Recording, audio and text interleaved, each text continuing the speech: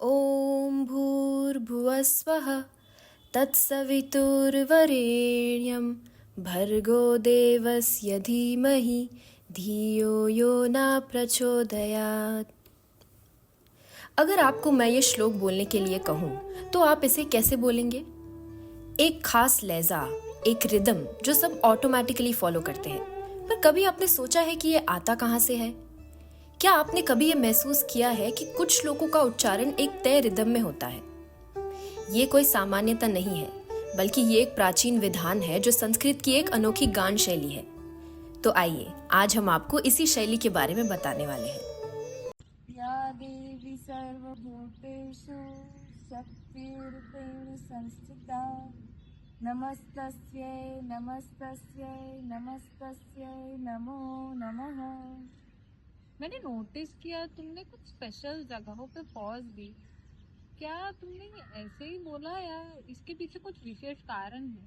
हाँ, ये कोई संवेदना या भावना की वजह से रुकावट नहीं आई है। इसके पीछे एक विशेष कारण है जिसको छंद बोलते हैं। छंद मतलब ये पॉजेस और ये जो फ्लो है वो किसी नियम के अनुसार आता है? हाँ बिल्कुल, ये श्लोक अनुष्टुप छंद में गाया हुआ है जो संस्कृत का सबसे लोकप्रिय छंद है।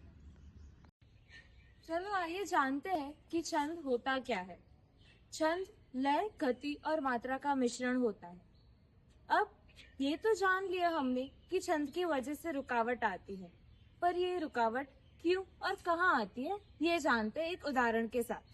जो श्लोक हमने सुना उसके मात्राओं की गणना करते हैं। या, दे, वी, सर, व, हु, ते, शु। हमने ये देखा कि हर 8 मात्राओं के बाद हम रुकावट ले रहे हैं जो संकेत है अनुष्टुप छंद का, जिसमें हर 8 मात्राओं के बाद रुकावट ली जाती है। और स्पष्ट रूप से समझने के लिए चलो आइए दूसरा उदाहरण लेते हैं, जिसका श्लोक है त्वमेव माता च पिता त्वमेव बंधु च सखा त्वमेव। कुछ अजीब लगा सुनने में? चलो आइए दूसरी बार सुनते हैं। त्वमेव माता च पिता त्वमेव बंधु च सखा त्वमेव। कुछ फर्क लगा आपको? यह फर्क की वजह है इंद्र वज्र छंद, जिसमें हर 11 मात्रा के बाद रुकावट ली जाती है। ये तो था हमारा समझाने का तरीका। अब आइए हम आपको ले चलते हैं विद्यापीठ, जहां हमने खुद इस विषय को गहराई से समझा। श्री भागवत विद्यापीठ अहमदाबाद का एक ऐसा प्रसिद्ध संस्थान जहां संस्कृत शिक्षा और संस्कृति को बढ़ावा दिया जाता है। यहाँ संस्कृत की उच्च शिक्षा के साथ साथ अन्य विषयों की शिक्षा भी दी जाती है। ये संस्थान मानव सेवा और भक्ति को समर्पित है, जो इसे दुनिया भर में विशेष बनाता है। हमारा ग्रुप यहाँ संस्कृत छंद और आवाज के संबंध को समझने गया था। यहाँ हमें डॉक्टर नरेंद्र पंचोली, श्री योगेश पंड्या और श्री मयूर शुक्ला जी से मिलने का मौका मिला। उन्होंने हमें छंद की महत्वपूर्ण भूमिका, संस्कृत साहित्य में इसका योगदान और श्लोकों के उच्चारण पर इसका प्रभाव समझाया। तो आइए हम उन्हीं से छंद के बारे में सुनते हैं। छंद जो है वैदिक में भी है, वहाँ से प्रारंभ हुआ और इसके बाद लौकिक छंद अनुष्टुप, अभी बोला अनुष्टुप, उपजाति, इंद्र वज्रा, उपेंद्र वज्रा, वसंतिका, दोधक, शार्दूल, भुजंग प्रयात, वंशस्थ, ऐसे ऐसे लौकिक भी छंद हैं। तो वैदिक छंद 7 मूल रूप से 7 छंद है। गायत्री, अनुष्टुप, बृहति, पंक्ति, त्रिष्टुप, जगति, ये मूल 7 वैदिक छंद जो है वो 7 है। जितने भी छंद निबद्ध है वो सब कोई न कोई राग से रिलेटेड है। अगर संगीत में आप जब भी आप संगीत में भी अगर आप जाओ तो संगीत के जो 7 सुर है वो भी इसी तरह से जब भी कोई गाना बनता है तो पहले इनको ध्यान में रखकर ही गाए। जिस टोन में आपको बने आप उसके अक्षर देख लीजिए, प्रत्येक छंद के अलग अलग अक्षर है। जैसे वज्र के 11 है, वैसे अनुष्टुप के जैसे 32 है, लेकिन एक पद में 8 है। तो आप अनुष्टुप छंद के जितने भी श्लोक आप देखोगे ना, वो सब के सब ऐसे होंगे कि 8 अक्षरों पर आपको रुकना ही पड़ेगा। तो प्रत्येक छंद का ऐसा है।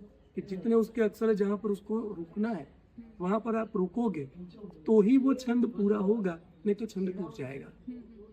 नहीं तो जो है आपका आप गाओगे बोलोगे तो तुरंत सुनने वाले को समझ में आ जाएगा कि यहाँ कुछ लेक हो रहा है। अब जैसे संगीत में राग होता है, उसी तरह श्लोकों में भी छंद होते हैं जो उनके लय और ताल को निर्धारित करते हैं।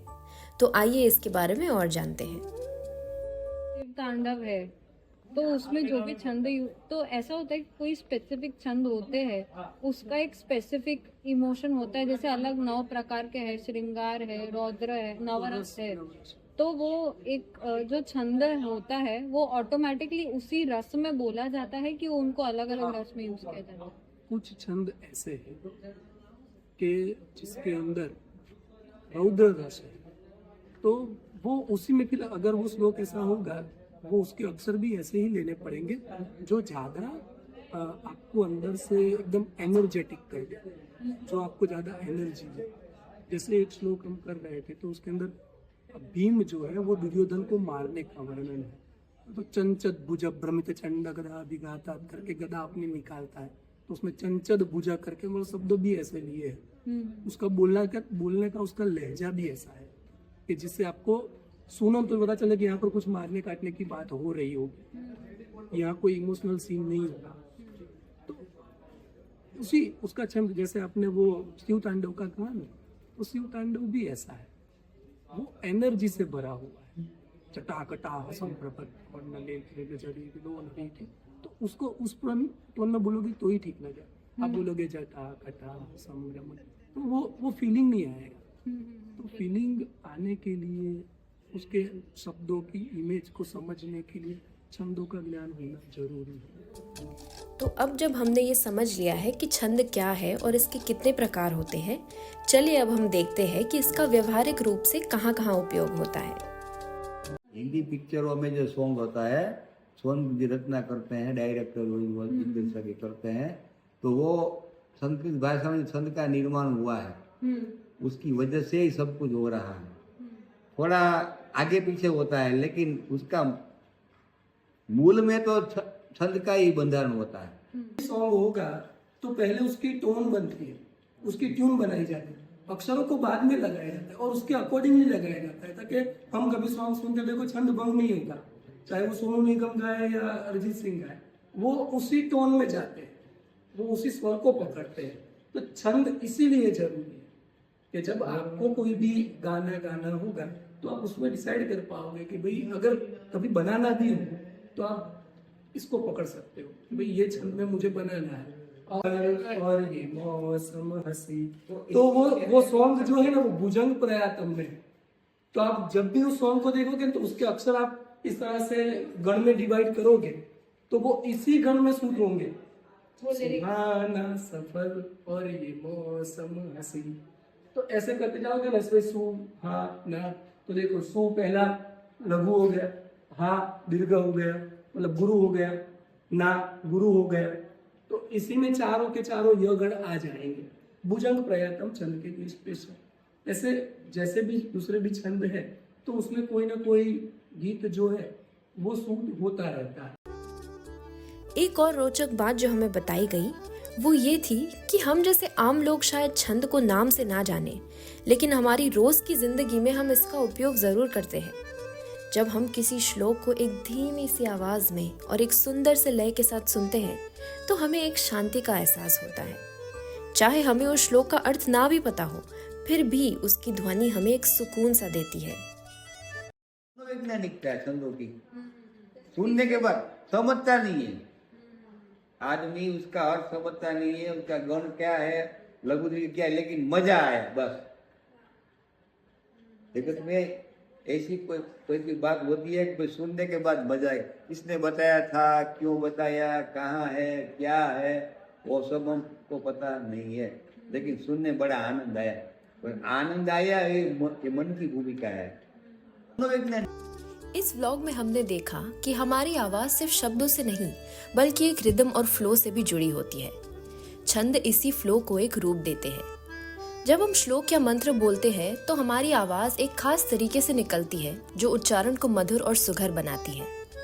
चाहे हमें इसका पूरा ज्ञान हो या ना हो, हमारी आवाज अपने आप ही एक रिदम फॉलो करती है। इसी वजह से जब हमने लोगों से श्लोक उच्चारण करने को कहा तो बिना सोचे भी उन्होंने एक लय का पालन किया। इसीलिए छंद सिर्फ संस्कृत ग्रामर का एक हिस्सा नहीं है, बल्कि हमारी वॉइस का एक इम्पॉर्टेंट पार्ट है, जो बोली, प्रार्थना और गान में एक नेचुरल फ्लो लाता है और उसे और मधुर बनाता है। Thank you.